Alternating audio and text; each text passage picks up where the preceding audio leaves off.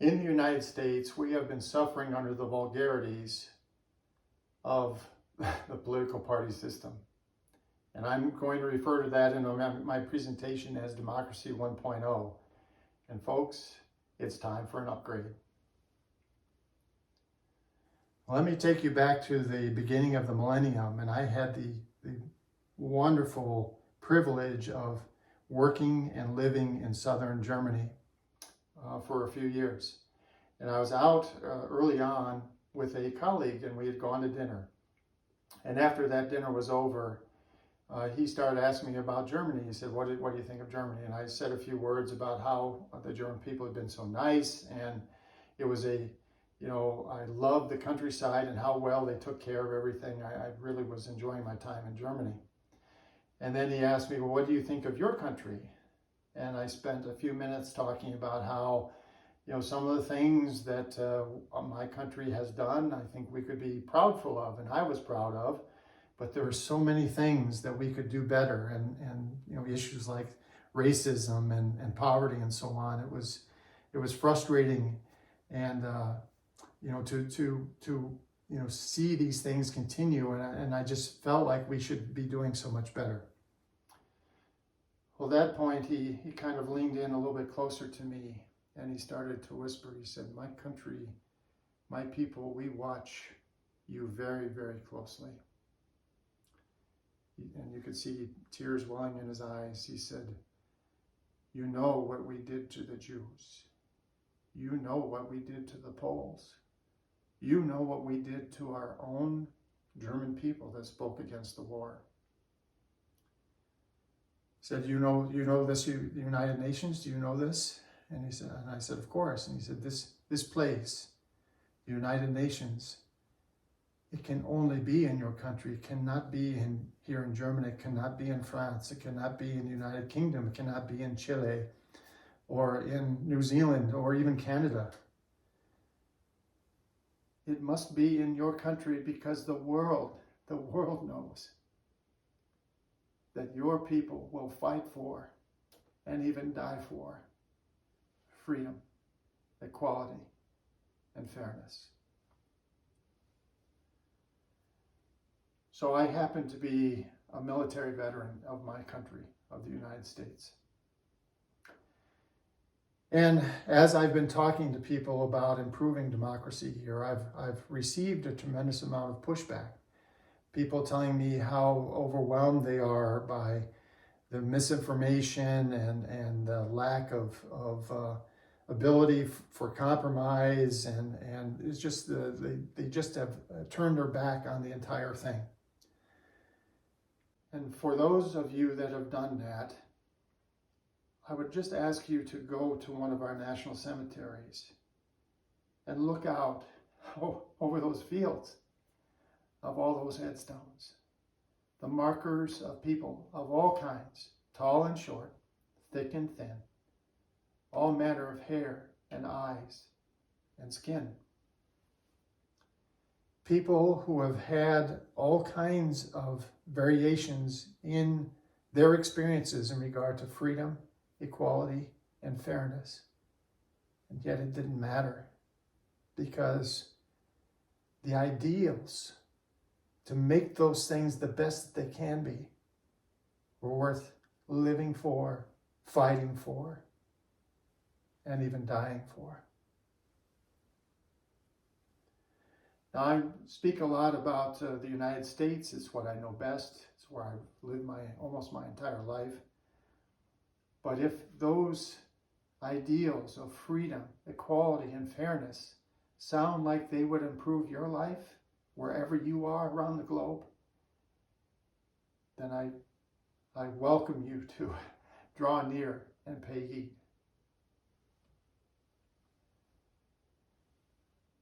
If your family, if your neighborhood, if your community, if your country, if your species, if the world needed you bad enough, would you serve? Would you step forward and serve? Because we have many, many things, many, many challenges that we as a species, as a planet, we face these things. And we can do so much better at addressing them, so infinitely better at addressing them, if we just had better governance. If we had you.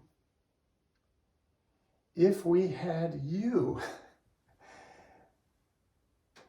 I'll speak here in a moment about the election system in the United States and how it ends up filtering all of the good people, people that we would want in our government, people that would perform so well in our government, and we filter them out because of our election process.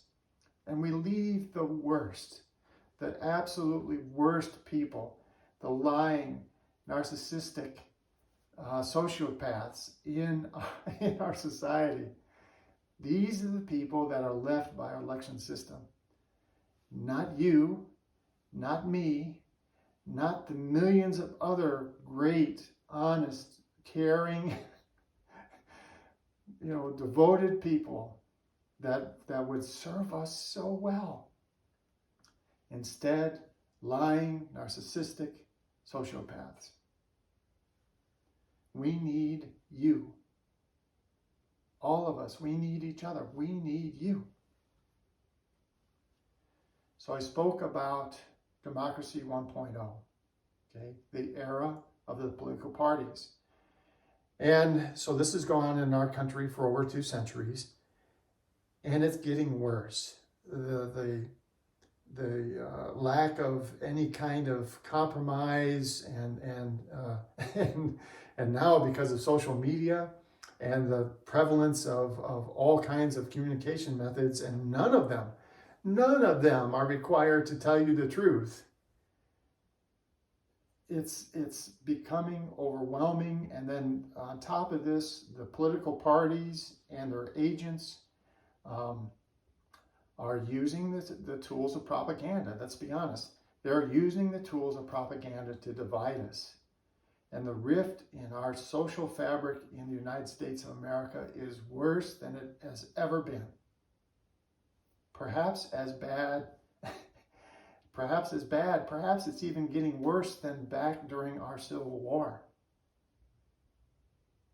So we need to step away from the systems that we currently have that filter out all of the great people that should be serving us in our government. We need to do something else. We need an upgrade. We need to spend time as citizens being better citizens. Now this number, this 300, I want you to remember this number. If you remember nothing else from this presentation, remember this fact. Americans spend roughly 10 minutes a day caring for their teeth. Okay, flossing, brushing, going to a dentist, on and on and on. They spend this amount of time almost every day caring for their teeth. That ends up being 300 minutes a month. 300 minutes a month, about 5 hours. 300 minutes a month caring for their teeth. Why? Why do they take the time to care for their teeth? Because life without teeth is miserable. And we know it. So we take care of our teeth because life without our teeth is miserable. Now, ladies and gentlemen, life without freedom, equality, and fairness is unbelievably miserable. Remember my German colleague. Do you know what we did to the Jews? Do you know what we did to the Poles? Do you know what we did to our own people who spoke out against the war?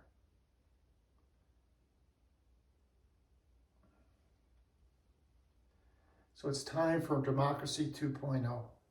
It's time to take that great structure that we honor these people. There's dozens of delegates that met in Philadelphia back in the late 1700s, and they wrote the Constitution of the United States.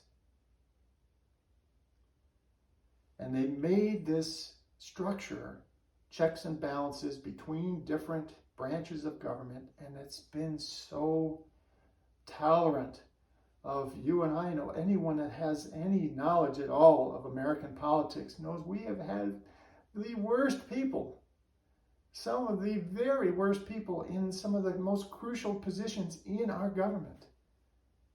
And yet the government has continued to function. This is a testament to the structure, okay, the hardware, if you will, of our government. Checks and balances between the branches. No, if we wanted to perform much better, we have to reboot how we get people into that government. Okay, we've got to step away from all the crap that we currently do and do something new to get better people into our government. And so I call it Democracy 2.0, okay? The upgrade, the reboot.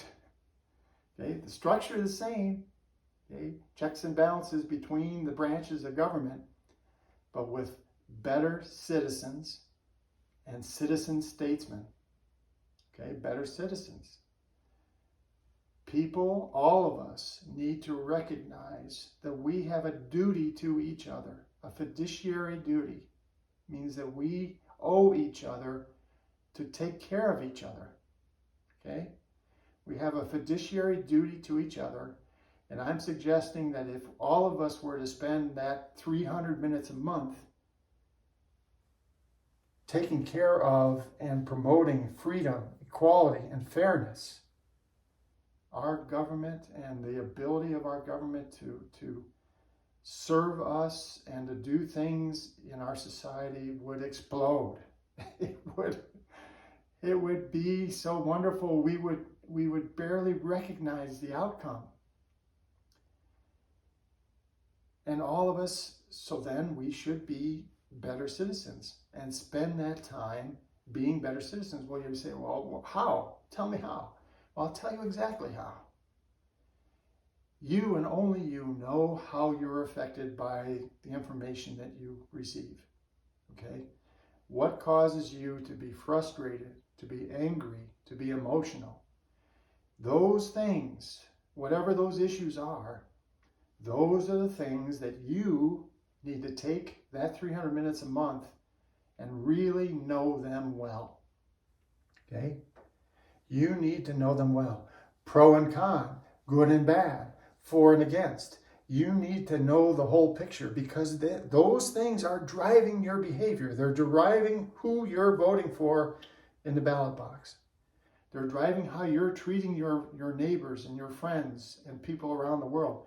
Whatever is driving your actions, these behaviors are driven by emotion, and you need to know pro and con, good and bad, for and against. And that means you do not listen to the same talking heads, and you do not read the same blogs. You intentionally find and seek all of the information, and based on the composite, the amalgam of all that information, you decide what is the best way forward. And then you work with other people to try to do those things that make sense. But you must know and embrace pro and con, good and bad, for and against. So back to Munich. So I had to take a driver's test in Germany to get my driver's license, and it's much more complex and much more detailed than it is in the United States. In the United States, the written test is about 20 questions, and some of the questions are so basic, like what is a stop sign? Okay. In Germany, it's not only that, but much, much more. The driving dynamics of handling a car in the rain and the snow, when you're pulling a trailer and so on. Well, I happened to be on a break during that training, and I was sitting on a bench outside the building. And a German fellow walked up to me, and he had a binder that was about 10 centimeters thick.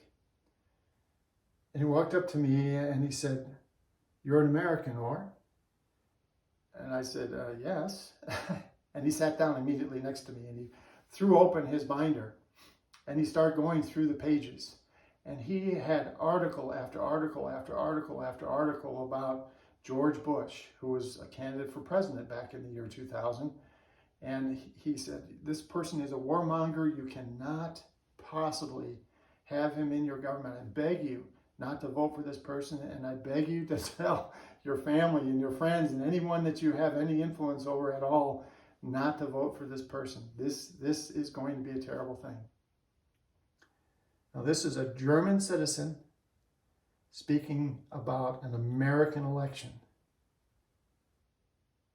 We Germans, we watch your country very closely.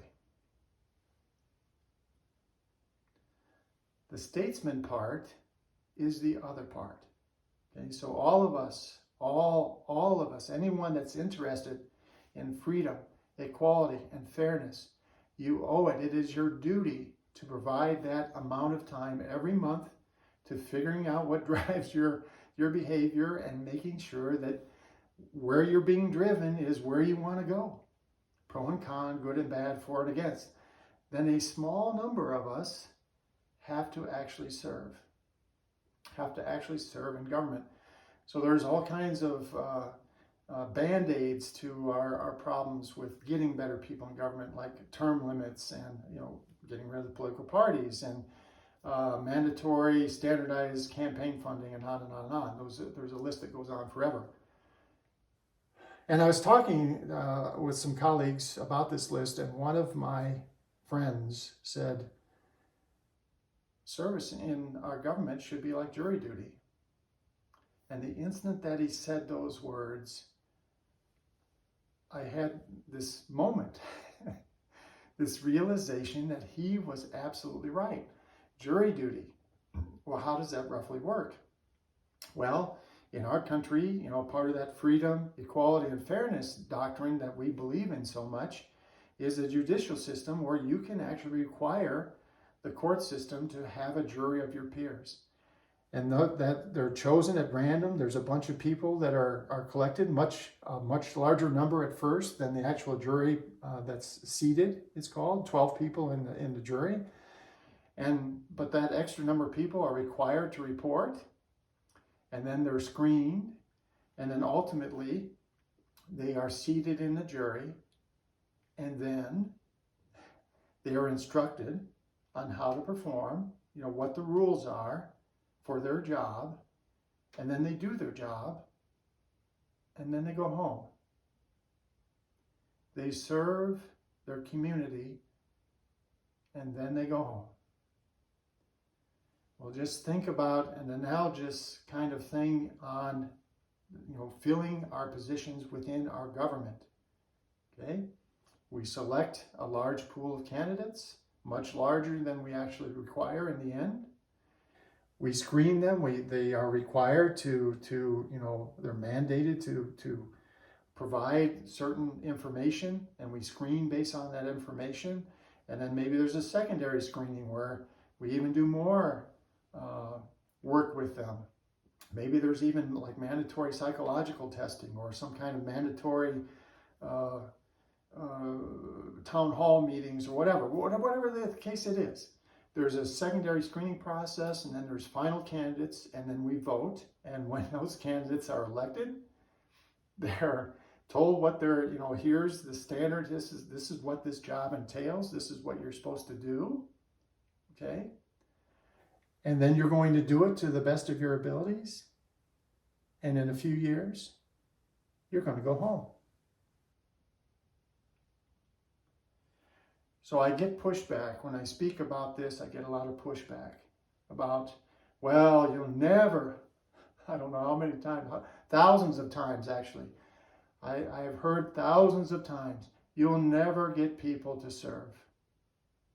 Well, we serve in our juries, and we will serve in our government because people understand that freedom, equality, and fairness are our life's blood. It's why life is good. Okay? And we have a duty to support that. And some number of us, a few hundred of us, will have to support it by being our government structure, by being our representatives. And to show you, to illustrate why that's not a problem, we have millions of people that already, you can tell by the jobs that they have, by the volunteer work that they do, that they know and appreciate and understand that they have to give back to the community. It's a requirement. Freedom, equality, and fairness are just too damned important not to give back. So you have first responders and people that work in our public libraries and social workers and firemen and public school teachers and nurses and veterans and the millions of people, definitely tens of millions of people who every year volunteer to build homes or to feed the poor, or on and on and on and on and on, give blood, all of these things, okay? This will not be a problem to find people that are so much better than the dregs of society, the current dregs of society that fill our government, the lying, narcissistic sociopaths that fill our current government. And just in case one or more of them might occasionally begin to forget what their duties are, they will say a daily oath. Service of the people is a noble and solemn commitment. This day and every day that I serve in government, I understand and embrace my fiduciary responsibilities in making decisions and acting in the best interests of others over my own interests. To the best of my abilities, I solemnly pledge to embrace and expand freedom, equality, and fairness to all of mankind. Actions in my own interests chosen over the interests of others will be seen as treason. The penalties for treason will be harsh, including removal from office and even imprisonment if so ordered by a jury of my peers. Now, how will we get this done? Well,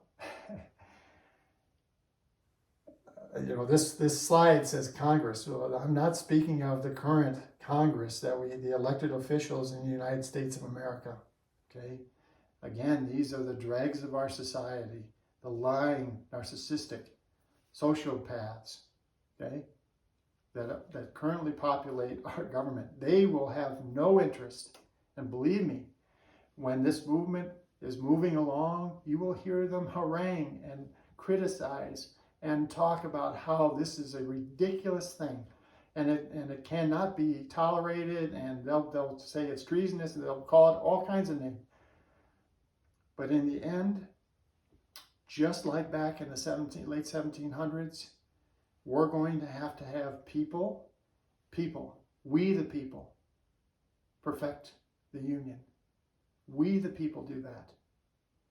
And perhaps we need to go back to Philadelphia with delegations to talk about not the structure that was done successfully back in the late 1700s. Not the structure, but how do we get better people into that structure? How do we get citizen statesmen? How do we mandate that? How do we do it? That's the Congress I speak of.